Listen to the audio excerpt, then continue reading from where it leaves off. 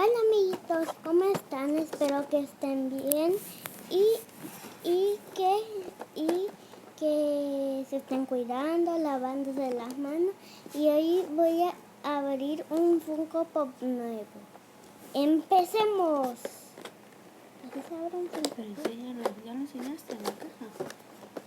Enséñalo bien. Es antorcha humana.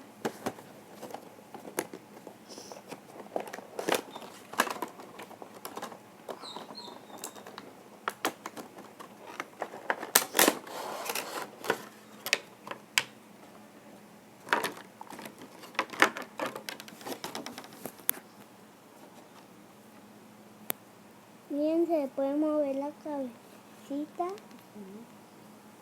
Se puede girar.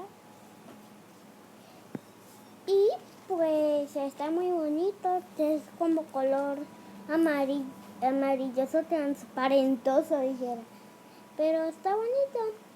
Y vamos a ir con otro. Ese ya lo tenía abierto porque lo tengo desde 2019, pero me gusta, está bonito.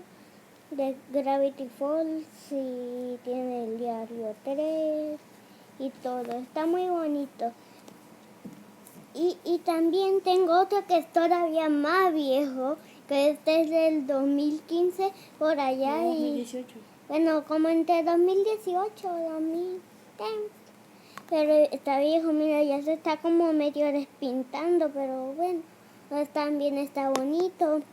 Y pues díganme cuál es su favorito.